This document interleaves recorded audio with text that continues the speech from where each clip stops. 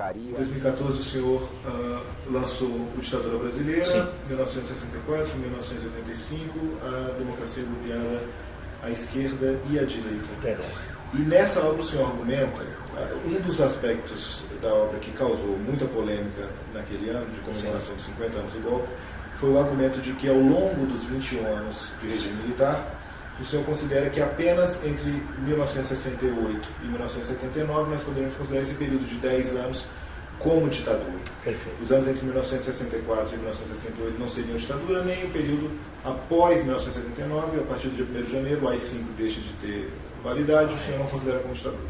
Correto. Como é que a gente caracteriza o período entre 64 e 68 e após 79? Sim. Como é que a gente deve caracterizar esse período? E, além disso, por que o AI-5 é tão central na delimitação da ditadura?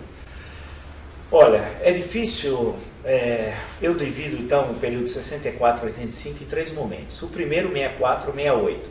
Não é possível chamar de ditadura quando você tem teatro opinião, teatro oficina, quando você tem os festivais de música popular aqui em São Paulo e no Rio, alguns com músicas que conclamavam a luta armada, como Caminhando de Geraldo Vanderlei, basta lembrar o Maracanãzinho, ver toda a literatura publicada no período, o Guarupi do Antônio Calado, por exemplo, a imprensa da época.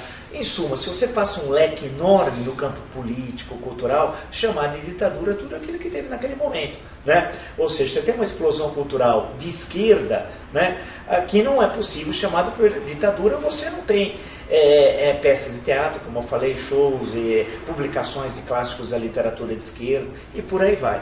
E teve no período 64, 68. Significa que houve ampla liberdade? Não. Basta ver o que aconteceu na peça Roda Viva, aqui em São Paulo, em Porto Alegre, né?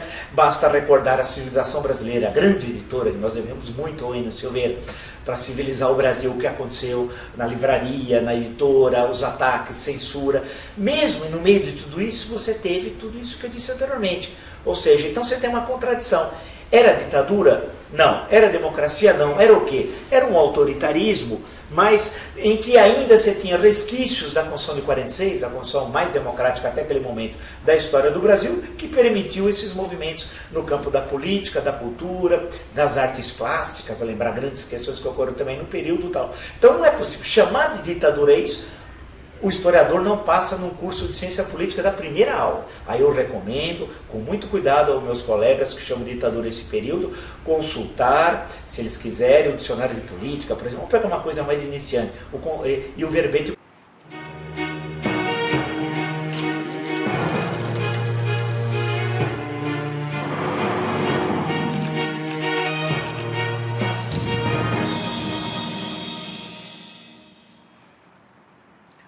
Olá, Marco Antônio Villa, muito obrigada por ter vindo ao 1964. Eu que agradeço o convite.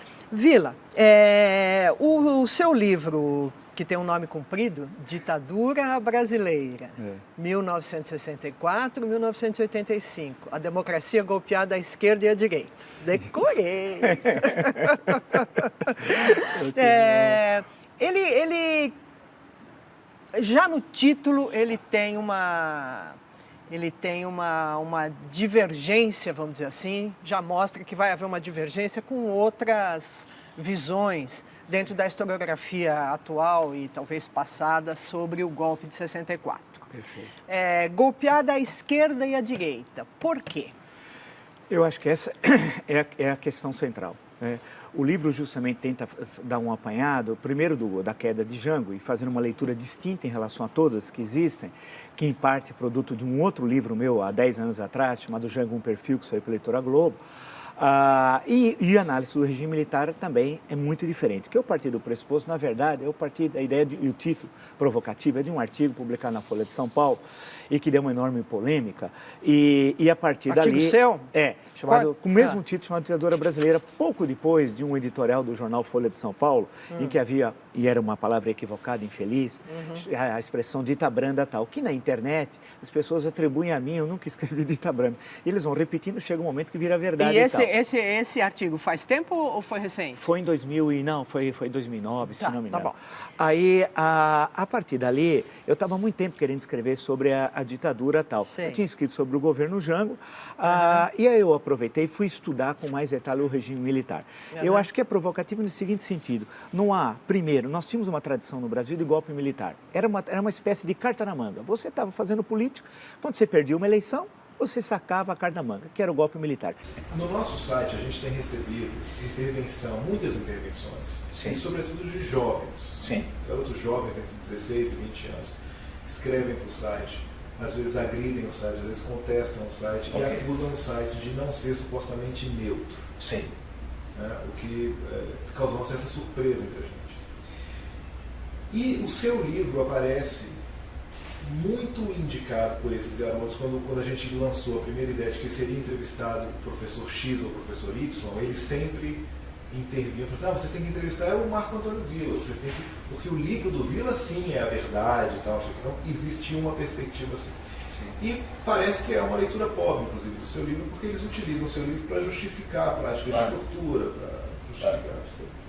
E aí, ao mesmo tempo, parece que existe um hiato na interpretação do seu livro. Ele parece que teve sucesso editorial, faz muito sucesso com um grupo de brasileiros, mas, ao mesmo tempo, a academia é muito crítica do seu livro. Então, por que você acha que existe esse hiato nessas duas interpretações? Olha, bem, eu acho a academia brasileira muito ruim, com todo o respeito. Eu acho a academia muito pobre. A academia é formada por professores, me desculpe, semi-analfabetos.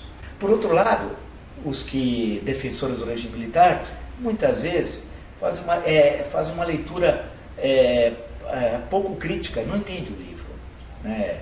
Não entende o que eu falo. Então, quando eu faço a crítica da luta armada, não estou defendendo a tortura, e faço isso desde o artigo da Folha, que deu aquela confusão toda. Eu mostro que você não pode trabalhar com dois extremos. A tortura é algo desprezível, um crime contra a humanidade, assim como colocar uma bomba no consulado americano. Mesma coisa, assim como Marighella. Marighella cometeu crimes contra a humanidade. Quem escreveu o mini manual do guerrilheiro urbano é um criminoso. Marighella é criminoso. Aí a pergunta é, ele merecia morrer na Alameda Casabranca como morreu? Não. Por outro lado, então quando esses garotos, muitas vezes adolescentes, ou alguns não tão jovens ficam falando isso, é porque eles não encontram uma contrapartida ao discurso. Então viro eu falando isso aqui. Então falo, vamos pegar uma carona nesse daqui e vamos transformá-lo naquele que defendeu o regime militar. Eu não defendo o regime militar, o livro é extremamente crítico ao regime militar. O que ele busca é fazer uma reflexão ponderada de quão complexo foram aquelas 2 décadas. É isso, né? E busca se afastar do objeto e fazer uma análise crítica das várias leituras, né, daquele momento histórico e do momento propriamente dito tal, e mostrar a complexidade do Brasil e não perder a perspectiva do que estava acontecendo no mundo, né? Que nós não estamos descolados no mundo. Quando a esquerda aponta a possibilidade de tomar o poder pelas armas, claro que tem uma tradição brasileira, mas tem a Revolução Cubana, né? Quando vem a ideia do golpe militar, a direita tem a tradição brasileira, mas tem as ditaduras da América Latina, né? Tem, de certa forma, em alguns momentos, a pressão norte-americana, né? Então, é tentar entender isso. Não é que nós somos determinados por fora. A nossa história tem um próprio movimento. Nós não agimos sempre determinado, porque a leitura muitas vezes da teoria do imperialismo era que tudo vinha um domínio de fora, a águia era os Estados Unidos, pegando o Brasil, pega o mapa do Brasil pingando sangue e tal. Essa ideia de que tudo a nossa história é determinada por fora, não. O livro mostra que são as contradições internas brasileiras que explicam a saída de 64 do regime militar. Agora, Villa, independente do posicionamento de ver semelhanças entre os dois processos, parece que existe na trajetória política brasileira a permanência de alguns traços autoritários. Sim. Nas manifestações, por exemplo, sobretudo aqui em São Paulo, as manifestações que antecederam o processo de impeachment, muitas pessoas foram para as ruas pedindo intervenção militar, muitas pessoas foram para a rua com cartazes que sugeriam tortura da presidenta Dilma, tocavam nesse ponto. Ontem, por exemplo, eu estava caminhando aqui na Avenida Paulista, a avenida estava fechada, e um grupo de manifestantes pró-intervenção militar, um grupo pequeno, é verdade, estava distribuindo panfletos na rua. Eu peguei um dos panfletos para ler, conversei um pouco com eles, fiquei um pouco impressionado com essa manutenção de um certo discurso autoritário. Como é que a gente entende a permanência disso? Como é que a gente entende a permanência na sociedade brasileira de temas, por exemplo, como a intervenção militar, a aceitação de uma quebra de processo democrático, entre alguns setores, lógico? Olha, observe que em São Paulo, nas 4 do ano passado, manifestações, nas 2 desse ano, foram as maiores. A de março do ano passado foi a maior da história, e essa suplantou, a de março desse ano, de 2016, suplantou a de março do ano passado. Tinha pequenos grupos minoritários que ficam fazendo, que não representam em nada o conjunto do movimento. Em São Paulo, no Rio sim. Aqui não tem Flávio Bolsonaro, no Rio tem. Então, e que teve uma votação muito expressiva. E no Rio as manifestações pro impeachment foram muito inferiores às de São Paulo. Portanto, São Paulo, nesse sentido, está apontando para a democracia. As contradições do passado, elas são representadas no Rio. O Rio olha para trás, São Paulo olha para frente. O Rio ainda tem partido indo para o segundo turno, como agora lá, o PSOL, que não sabe que dia 9 de novembro de 1989 caiu o Muro de Berlim. Para o PSOL o muro está lá. Nem entendeu, nem entende nada do que está ocorrendo. E não só isso, como os intelectuais que estão no Rio, ou pseudo-intelectuais. E nós somos o único país do mundo que acha que quem dedilha violão é intelectual. Não é arte. Quem faz não é poeta, quem faz letra de música não é intelectual, né? Outra coisa que eu me lembrei, 2 professores da Faculdade de Medicina, o Thomas Mack e o Luiz Delbrando, ficaram presos no Raul Soares, no navio Raul Soares, que aportou em Santos no dia 24 de abril de 1964. Um deles ficou 6 meses preso. Não, perseguições, isso faz parte, infelizmente, da péssima tradição do Estado brasileiro, um Estado arbitrário. Então, e ao mesmo tempo, quer dizer, você combina formas autoritárias, que é autoritarismo militar, com ainda resquícios da Ordem de 46. Quando vem o 13 de dezembro de 68, o ato adicional número 5, aí isso acaba. É o ato mais arbitrário da história brasileira. Aí o presidente tudo pode, o Congresso é fechado, só é reaberto em outubro do ano seguinte para sufragar, porque era candidato único, o Médici, né? Essa é inclusive uma tradição brasileira, de sempre o Congresso eleger o presidente, ao que inexistiu no Cone Sul, tal, né? É a democracia brasileira. E algumas vezes você tem um debate, como é o caso da anticandidatura de 73, do Ulisses e do general Euler Bantes Monteiro, no caso de janeiro de 79 e tal, né? E é bom lembrar que todos os presidentes militares, ao tomar posse, falavam em democracia. Quer dizer, que democracia? Aí é que é uma boa questão. Mas vê como que a coisa é diferente aqui. Então, o período 68, 78, é que a grande questão é que há uma leitura que hoje é fundamentalmente ideológica, com a carga ideológica do presidente sobre o período, que teve ditadura nesse período, óbvio, a violação dos direitos humanos, desaparecimentos, torturas, essas tragédias. 68, 78, após o trágico 13 de dezembro de 68. Quando você suspende todas as garantias constitucionais, o AI-5 deu um poder nunca visto na história do Brasil ao presidente da República, né? Aí você não pode, você tem que chamar que é um período ditatorial, né? Isso é evidente, né? Você sabe, William, aqui eu até estava pensando, eu vou fazer uma revelação que eu não fiz até hoje, um fato que aconteceu em decorrência da morte do Vlado, logo em seguida. Ao tomarmos conhecimento desse fato, do assassinato do Vlado, e que estava se montando uma operação para encobrir isso, eu e o deputado Alberto Gold procuramos o governador Paulo Egídio no Palácio. O governador Paulo Egídio era ligado ao general Geisel, e era o general que estaria aí, na época, levando à frente uma proposta de abertura política. E existia contra o general Geisel toda aquela corrente da extrema-direita militar que era contra qualquer tipo de abertura. Nessa corrente da extrema-direita militar, comandava aqui o DOI-CODE de São Paulo, o Major Urso, o Coronel Paes, todos subordinados a uma estrutura do 2º Exército que dava ao Silvio Frota, adversário de Geisel, dentro das Forças Armadas, a força para combatê-lo. E por que o Vlado foi torturado até a morte? Porque era necessário que o Vlado confessasse que o governador Paulo Egídio, ao permitir que o Vlado fosse diretor da TV Cultura, sabia que ele era do Partido Comunista. E estaria, com isso, possibilitando o acesso do Partido Comunista a um meio de comunicação em São Paulo. Dar acesso ao Partido Comunista perante os radicais das Forças Armadas era um crime inominável.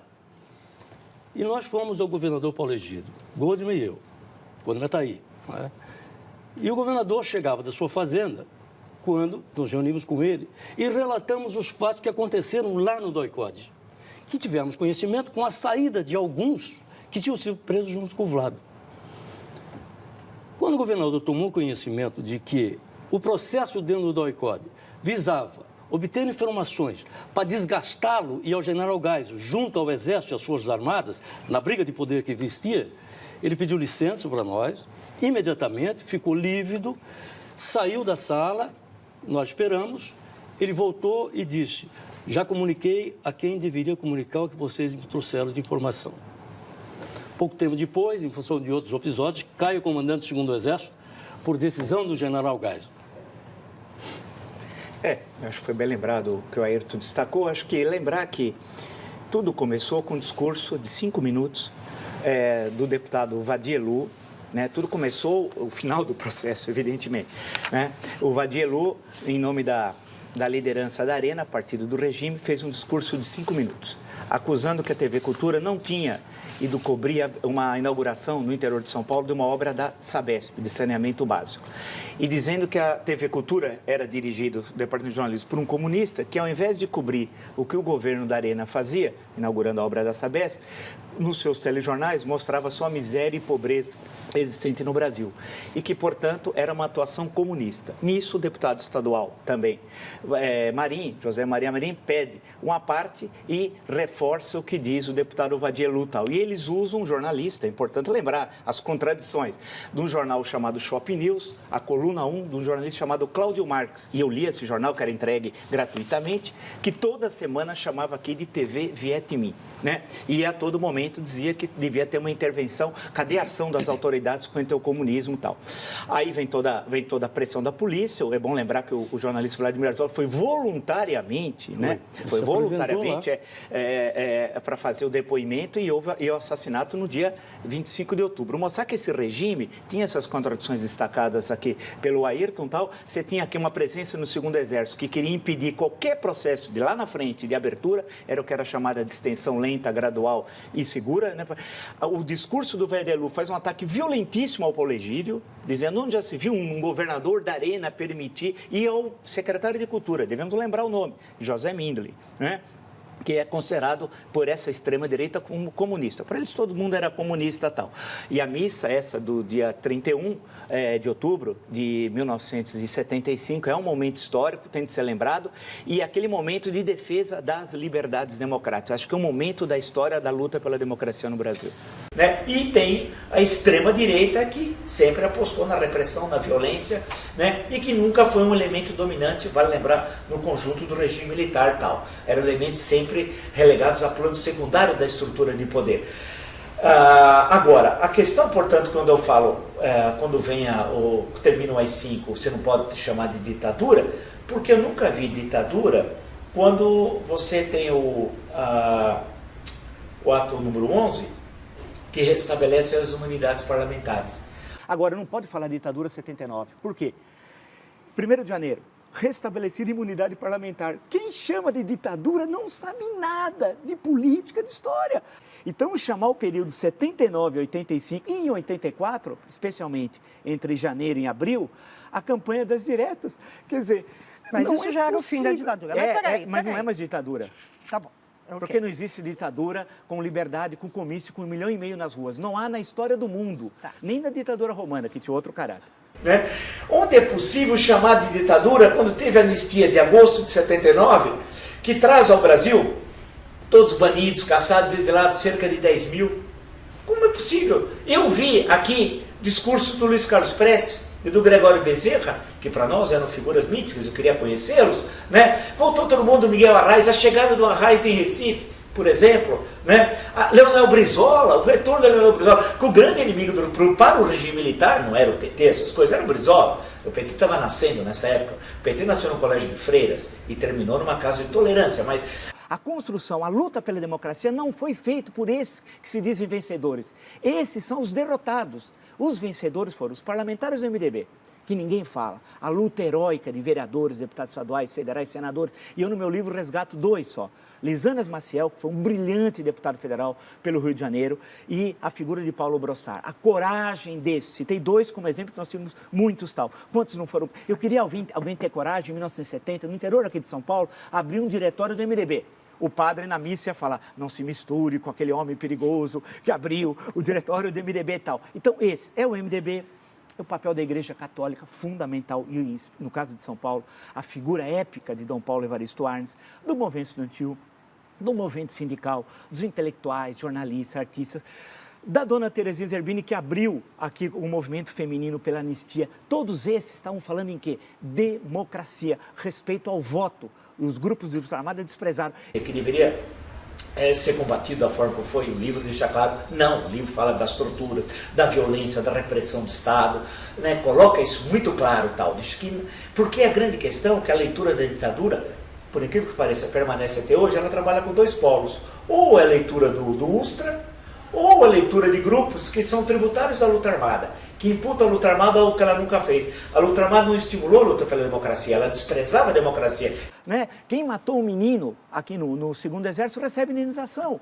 e são vistos hoje como heróis. Não, a luta democrática é que foi heróica. Agora, isso não significa em momento algum ter qualquer contemplação com torturador, né? Com assassino, com gente que desapareceu. Em hipótese alguma. Esses têm de sofrer esse opróbrio da história. Temos de sempre lembrar essa barbárie aqui do DOPS em São Paulo, vou lembrar a figura do Fleury, o Sealing em Porto Alegre, Davi Razan, Minas Gerais. Quer dizer, nós temos de lembrar como exemplos do mal, né? A mal que nós nunca devemos voltar a ter e defender a democracia e as liberdades. Né? Inclusive, os apoiadores do regime, do Clube 3 de Outubro, em 30, falam nosso governo ditatorial. Então, nós tínhamos uma tradição de ditadura. A ditadura era bem vista no Brasil, porque a nossa ditadura não tem nada a ver com a Argentina. Quem fala isso não conhece história, não conhece a América Latina. Primeiro, nós não temos relação com a Argentina, Uruguai, Chile, e alguns são nazifascistas. Aqui é positivismo. A ideia de ditadura é ditadura positivista de Augusto Conte. Então, quando em 32 os tenentes falam assim, vamos manter a ditadura e com ar positivo, era a leitura positivista de um governo central forte e reformista. O positivismo, curiosamente, a influência que ele teve na França foi ínfima comparada à que teve no Chile, na Argentina e principalmente, claro, no Brasil e tal. Acho que no Brasil, desde o nascimento da República, você tem um pensamento positivista militar e civil, né? Que vai ter, não presente na Constituição de 91, porque a Constituição de 1891 ela é essencialmente liberal, mas em alguns estados, especialmente o Rio Grande do Sul. O Rio Grande do Sul é uma espécie de república positivista entre 1889 e 1930. Então, isso, Mônica, é para mostrar que nós temos uma tradição autoritária e que está presente no pensamento de direita política e nação política e no pensamento de esquerda brasileiro. E quando nós chegamos a 64 é uma continuidade do positivismo, né? É bom lembrar que a ditadura brasileira estatiza a economia. Estatizou a economia. Por isso que tem gente que não conhece história, que primeiro compara o Brasil à Argentina, a ditadura argentina. Tem de ser preso, chamar o PROCON, preso no sentido histórico, não preso, tem de chamar o PROCON porque não conhece nada de história. Não há nenhuma relação entre o regime brasileiro e o regime argentino. Lá desestatizou, aqui estatizou.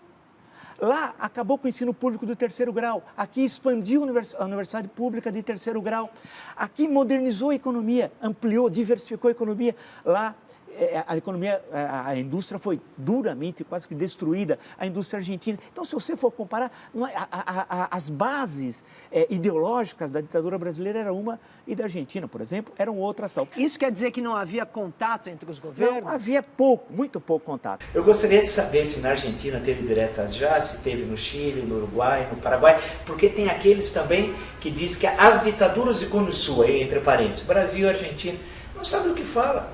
Não há qualquer paralelo entre o regime militar brasileiro, o argentino, o chileno, o uruguaio, o paraguaio, nenhum, ou se quiser falar da Bolívia em certo momento, não há nada.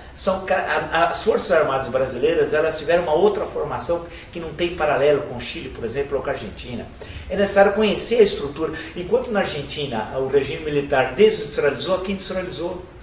Né? Enquanto lá desestatizou, aqui estatizou, que foi o contrário. Lá acabou com a universidade, aqui expandiu as universidades federais. Se expandiram enormemente durante o período do regime militar. Inclusive, eu que eu trabalhei 20 anos na Federal de São Carlos, só caiu em 1970, justamente no auge do regime. Né? Então, há uma absoluta dissociação entre uma coisa e outra tal. Então, a questão que nós temos traços autoritários, nós temos uma longa história autoritária, mas que não se compara com o autoritarismo do Uruguai, da Argentina, do Chile. O nosso autoritarismo tem a sua própria história. Ele é marcado fundamentalmente lá atrás pelo positivismo. Enquanto na Argentina, Chile, em alguns o nazismo era mais predominante, em outros o fascismo, no Brasil, durante o regime militar, por exemplo, e na história política do Brasil do século XX, não foi um elemento determinante, mas sim a perspectiva autoritária. Mas para os positivistas, especialmente o Rio Grande, os castilhistas, e que vai influenciar muito o exército brasileiro, E30 e os movimentos posteriores, que chegam até 64, a ideia do Estado forte como elemento reformador e tal. Então, isso marcou uma perspectiva política brasileira, tanto à direita como à esquerda, que vale lembrar que o Partido Comunista teve um grande pé no positivismo. Vide, por exemplo, Luiz Carlos Prestes. Né? É difícil dizer que Prestes era um conhecedor do marxismo. Os 9 anos que ele ficou preso, ou o período precedente da sua formação intelectual, fundamentalmente é no terror do positivismo. Então, a direita e a esquerda brasileira sempre tiveram uma relação com o poder autoritária, defender um Estado forte e uma relação de controle da sociedade civil. Então, a grande questão é que nós conseguimos construir, e eu digo nós porque eu fui partícipe, um amplo arco de relações no campo democrático que vai das posições as mais diferentes possíveis e derrubar o PT. Significa que não teve oportunistas aqui e acolá? Teve, por exemplo, os defensores da intervenção militar. Quando foram 6 manifestações na Avenida Paulista, o caminhão ficava perto aqui da Jovem Pan. Era duro aguentar aqueles hinos militares tocando, e os caras falando, mas não representava nada. O grosso, 99% das pessoas não estava nem aí com eles e tal. E isso se mostrou, basta ver que na eleição municipal aqui de São Paulo, quem é que se apresentou no campo do autoritarismo, do intervencionismo militar? Ninguém. Nenhum candidato falou. No Rio, sim. Rio é outra história. Portanto, não é fazer a dicotomia tão em moda nos anos 60 ainda, meados de 70, entre Rio e São Paulo, até no futebol. Mas o curioso é o seguinte, São Paulo continua olhando para frente, como em outros momentos, diretas já, momentos de luta contra o regime militar, e o Rio continua olhando para trás.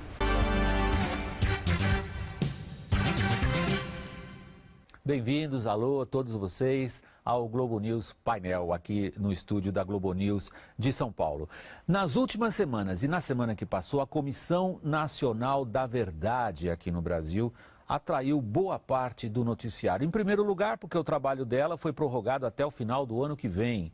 Aparentemente, há ainda muita coisa para a Comissão Nacional da Verdade fazer. O que ela está fazendo? Que tipo de trabalho ela tem apresentado? Qual é o significado dessa Comissão da Verdade? Ganhou até uma projeção internacional com a vinda ao Brasil, na semana que passou, de um especialista em busca da verdade, o presidente da Alemanha.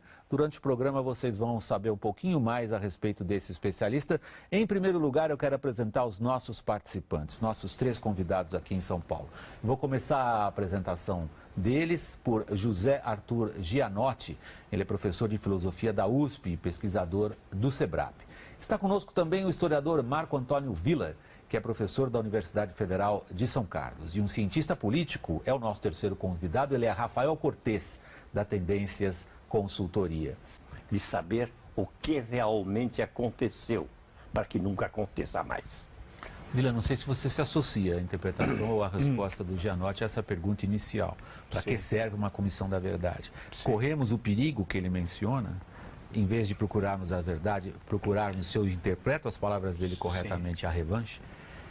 Eu concordo com as palavras do Gianotti. Eu acho que esse é um dos papéis, né, que cabe à Comissão Nacional da Verdade. Está bem claro quando ela foi criada pela Lei 2.528, no artigo 1º, ela faz referência ao artigo 8º da Constituição, das disposições transitórias da Constituição de 1988, que diz o período, que a anistia foi de setembro de 46, quando foi promulgada a Constituição de 46, todos os fatos políticos, até a promulgação da Constituição de 88, que foi no dia 5 de outubro de 88. Portanto, o apanhado histórico seria esse, de 46 a 88, e todos os crimes políticos cometidos nesse período estão anistiados, tal. Isso está muito claro. É bom lembrar que entre 46 até 88 teve várias anistias. A última é de agosto de 79. Teve anistia em 59, 61 e por aí foi. Várias anistias que eram meio no Brasil histórico de buscar reconciliação, como foi a anistia de 1945 também, num momento provavelmente mais grave do que o regime militar, porque as violações dos direitos humanos no Estado Novo foram, não existe banalidade do mal, quantidade, mas certamente foram superiores ao do regime militar e tal. Então eu acho que o papel da comissão é um papel espinhoso, é muito difícil, existem verdades, no plural. Né? Então tem de se apresentar isso. O que não pode transformar a comissão num tribunal. Ela não é um tribunal. Inclusive, a lei não a transformou num tribunal. Ela está não lá. Pode punir ninguém. Não pode punir. O artigo 1º diz que deve examinar o que aconteceu. Só isso. Né? Ela não tem nenhum poder legal para isso. Inclusive, a referência ao artigo 8º das disposições transitórias faz referência à anistia. Portanto, ela não pode, a comissão, questionar a anistia. Porque mesmo que ela descubra um crime novo, ela não pode chamar a pessoa ao tribunal. Não pode. Essa não está entre as suas atribuições. Agora, é uma tarefa difícil, árdua. A comissão só tem 7 membros, dos quais um está adoentado, gravemente enfermo, ou alguns não comparecem sistematicamente às reuniões. Não há uma estrutura para essa comissão trabalhar. Os DAS que foram concedidos eram muito pequenos e, consequentemente, os resultados até agora, infelizmente, têm sido bastante inferiores ao que se imaginava no momento da sua criação. Depois de um dia, eu vou comentar o caso do Ustra, que a meu ver também é absolutamente extraordinário. Fiquem à vontade, Vila. Essa comissão, na verdade, era para ser criada em 1985, no momento da transição do regime militar para a democracia tal. É bom lembrar que na Argentina, o Raul Alfonsín, em 1983, 2 semanas após assumir o governo, criou uma comissão com Ernesto Sábato. Foi o presidente que deu origem, 9 meses depois, ao relatório Nunca Mais, que ficou muito conhecido em outros países. Por que demorou? Lá foi porque imediato. demorou no nosso caso. Aí é que é a questão, porque a transição foi feita pelo velho, não pelo novo. O presidente da transição foi presidente do partido da ditadura, fez a sua carreira política no velho regime. Então o que acabou acontecendo é que a nova república morreu na noite do dia 14 para o dia 15 de março, que era o Tancredo Neves. A partir da sua internação e depois falecimento no dia 21 de abril, a nova república já estava morta.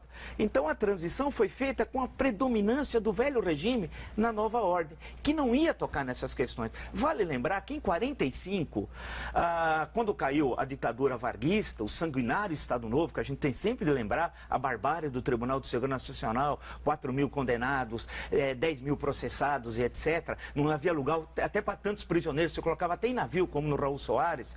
Nunca tinha, basta lembrar que quando veio a anistia, tinha 600 presos políticos, quase 10 vezes o que tinha em 1979, quando do regime militar, só prefeito comparativo. Veio a Constituinte e foi criada. O general Figueiredo, pai do presidente do general que era deputado na Constituinte, pelo Distrito Federal, quis fazer uma comissão para investigar os crimes do Estado Novo. Ela acabou se reunindo 1, 2 vezes, tal. E por quê? Porque o presidente da República era o condestável do Estado Novo. Quem era o presidente da República? O Marechal Dutra. Ou seja, como que ele podia falar sobre as torturas em que ele foi, pela estrutura hierárquica, o responsável maior? Ele era o ministro da guerra e grande parte daquela tortura ocorreu no Rio de Janeiro com o Filinto Miller. Peraí, mas você começou o seu argumento fazendo uma comparação entre o tempo que cada um desses países demorou para constituir um grupo que vai fazer a revisão do passado. Sim. A Argentina foi imediata, o Brasil não, e a sua conclusão seria qual? Por que demorou? Você vê que a Alemanha fez isso imediatamente, após a reunificação. Houve um longo processo, mas foi rápido. Porque você tem os arquivos, estão presentes, ninguém pode destruir imediatamente. Você tem as pessoas, os fatos estão bem presentes. No nosso caso, é um quarto de século depois. Quer dizer, esse é o problema. Já que você fez essa menção... Porque a predominância sempre dos antigos interesses do velho regime da legalidade brasileira. Vila. É bom lembrar que a repressão não foi só militar, foi civil. Né? Sim, o DOPS trabalhava junto com a Polícia Civil. Então, os DOPS estão vinculados à Secretaria de Segurança Pública de cada estado. Então, acho que é importante, por exemplo, o senhor Sérgio Paranhos Fleury, em São Paulo... Famoso delegado da época da repressão. Davi Razan, Belo Horizonte, Pedro Cine, Porto Alegre. Eles não agiam solitariamente, por vontade própria. Você tem uma estrutura que unia a repressão civil e militar, e aí essa é uma estrutura hierárquica de poder, de mando. Ninguém fazia o que bem desejava. Ninguém vai imaginar que o Ustra prendia e soltava por vontade própria. Não, havia uma estrutura que chegava muitas vezes aos comandos. Na época era chamado 2º Exército aqui em São Paulo, 1º Exército no Rio de Janeiro, 3º em Porto Alegre, né? 4º lá em Recife, que chegava até os comandantes. Aqui em São Paulo, por exemplo, em certo momento havia um comandante que acabou sendo retirado após a morte do Manuel Felfilho, do operário Manuel Felfilho no início de 76, Edinardo da Vila Melo, pelo presidente da República, porque ele não agia sob os chamados, entre aspas, porões. Agora, que há uma briga no regime militar entre, em certo momento, uma certa autonomia dessa máquina repressiva, isso chegou a existir. As pessoas serem presas, a Maria da Conceição Travassos presa no aeroporto quando ia viajar e tal. Coisas do gênero. Agora, por outro lado, havia uma estrutura hierárquica de poder, que não era um simples capitão, ele era capitão à época, que decidia, havia uma estrutura superior. E há uma outra questão. Esses agiam garantindo a paz social em proveito de grandes grupos econômicos. É bom lembrar que muitos desses grandes grupos econômicos que cresceram durante o milagre brasileiro financiaram a máquina repressiva. Há um mais conhecido que chegou até a assistir sessões de tortura, né? Essa é uma questão central, porque no fim a gente começa a imputar as mazelas da ditadura é fácil chutar cachorro morto. O Ustra hoje é cachorro morto. Eu quero alguém chutar quem assinou o ato nacional número 5 e está vivo hoje, Delfim Neto, e disse que ela era pouco o AI-5. Ele queria um AI-5 econômico. Aí que é a questão. Quer dizer, eu quero ver se a gente faz a discussão lá por cima. Aqui embaixo, todo mundo é valente. Eu quero ver a discussão em cima. A estrutura, os grandes grupos econômicos. Essa máquina repressiva não funcionava por vontade própria. Ela favorecia interesses econômicos que era conivente com a repressão. Eu estou chegando ao final do primeiro bloco. Tá? Então isso tudo, quando você fala em economia também, você tem que falar em segurança. Não é que eu quero que saia matando todo mundo por aí. Mas no período militar, Vila, você comprava, você tem a minha idade, você deve talvez lembrar de pessoa mais velha que você. Fui processado pela Lei de Segurança Nacional, deputado. Tudo bem, se foi merecido ou não. Não, eu defendi a liberdade, a democracia, direito, por exemplo, da gente ter esse debate. No período militar, nós não estaremos na Jovem Pan com essa liberdade, o senhor sabe. O senhor sabe, né? Não, Vila, não vem com esse papinho de ditadura. Eu conheço profundamente e escrevi, tem o Ditadura Brasileira, democracia, golpeada da esquerda-direita. Não, o senhor não me respondeu, deputado, nenhuma questão econômica até agora. O senhor está tergiversando. Não, eu quero saber uma coisa. Eu quero que o senhor me diga concretamente. Não venha com mentiras aqui que não vai colar. Não é mentira. Não venha com historinha que não vai colar. Não é mentira. Falar que você não tinha liberdade para militar, você está de brincadeira. Com direito a censura, você está de brincadeira. Número 5, isso você é liberdade. Tinha dezenas, centenas de órgãos de imprensa no Brasil. Tinha centenas. E tem a censura. Tinha o jornal do Estado de São Paulo, o senhor conhece o jornal do Estado de São Paulo? Olha só, a grande mídia pediu a saída do João Goulart. Ou não pediu? Sim, mas isso é uma outra história. Peraí, não é outra assunto. Mas não pediu ditadura. O presidente Castelo Branco, o senhor não sabe, o senhor não conhece a história. No dia 10 de abril, quando tomou posse no Congresso Nacional, ele disse que ia acabar o mandato de Jânio Quadros. E veio a luta armada. Dia 3 de outubro de 65. Então a ditadura foi depois do AI-5, é isso? A ditadura, foi depois do AI-5. Longa história. Essa seria 3 de outubro. Foi depois de 80, depois do AI-5 a ditadura. A repressão já começa em 64. A repressão começa em 64. O povo pediu a saída do João Goulart. Pediu, mas não queria ditadura. A Igreja Católica. Mas que ditadura? Democracia. O que é ditadura? É a supressão das liberdades, deputado. Das liberdades? Naquela época você podia ir e vir aqui no Brasil? Você podia ir e vir, sair e voltar no Brasil? Não, você teve até banido. Tem pessoas que perderam a nacionalidade, mas que pessoas? Quem inventou isso foi a República. Foi a República. Nós também vereador para um caminho que não vai legal. A questão histórica não me interessa. Mas eu estou abrindo para você. Mas o senhor é candidato a presidente do futuro, não do passado. Talvez. Então, o senhor é candidato a presidente do Brasil. Porque o tratamento para mim é esse, completamente descortês que você deu no programas anteriores. Onde é que eu sou embusteiro? Onde é que eu sou enganador? Onde é que eu sou intervencionista? Você falou. Estamos debatendo. Onde é que eu sou intervencionista? Por exemplo, onde é que eu sou intervencionista? O senhor é liberal ou conservador no campo econômico? Eu quero nem todo concretamente. Liberal. Por que você tem que privatizar tudo? Muita coisa você pode privatizar, outras você pode extinguir apenas. Então o senhor é a favor da privatização? Em grande parte, sim. Em grande parte, então sim. O senhor é contra o regime militar que estatizou a economia? Mas era outra época. Naquela época, quando o militar indicava alguém para estatais, funcionava. Sim. A corrupção não existia como existe hoje. A Ferrovia do Aço não teve corrupção. Você está citando um cara. Transamazônica, no Itaipu, deve ter tido. Contra o Niterói não teve. Entre outros, citei 4 exemplos. Mas me dê qual presidente saiu rico? Não, a questão não é do presidente. Diga qual presidente saiu rico. As grandes empreiteiras cresceram durante o regime militar. Mas a Globo também nasceu em 65. A TV Globo em 65. O grupo Time Life. Mas o Roberto Marinho, em capa do jornal Globo, de 7 de outubro de 84, falou: participamos da Revolução Democrática. Sim, sim, tá okay? sim, como quase todos os jornais setor da última hora, mas ninguém queria ditadura, mas queria que eleição ditadura? Em 65. Hoje mas aí nós uma outra o povo questão. não está cansado de votar já não? Quer dizer que eu quero que continue votando. O senhor quer... O que até hoje... O senhor quer ditadura? Negativo, que é isso? Ainda bem. O povo está cansado de votar e está nessa porcaria que está aí. Não está cansado de votar. O povo quer votar e ter liberdade de escolher seus representantes. Você defende a eleição direta para... Aí quando vem 64, as várias alternativas que se construíram políticas em 64, a maior parte delas apostava no golpe. Você tinha vários golpes de direita, não era um só. O golpe do Olímpio Mourão Filho era um, do Castelo, originalmente, era outro. E havia setores civis à direita que tinham vários golpes. E tinha os golpes à esquerda, eram vários.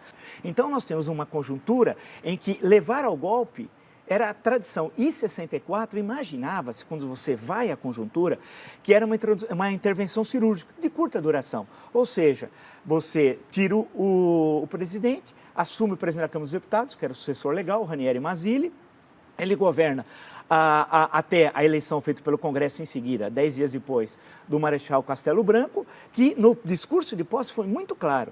Disse, o meu mandato termina a 31 de janeiro de 66, que era quando o mandato era de 5 anos, quando começou o mandato de Jânio, 31 de janeiro de 61, 31 de janeiro de 66, e garantiu as eleições de outubro de 65. Então, quando o JK, senador por Goiás, que era o grande candidato de 65, apoia e vota no Castelo, vota com essa promessa. Quando o Lacerda apoia, nós teríamos 65, uma das melhores, provavelmente a melhor eleição da história do Brasil, que era a Lacerda do lado de cá, a JK do lado de cá, e os dois excelentes administradores. É bom lembrar que a Revolução Urbana recém do Rio de Janeiro foi feita pelo então governador da Guanabara, não havia, a Guanabara, o Rio de Janeiro era no estado, Carlos Lacerda, e o quinquênio juscelinista que mudou a história do Brasil recém.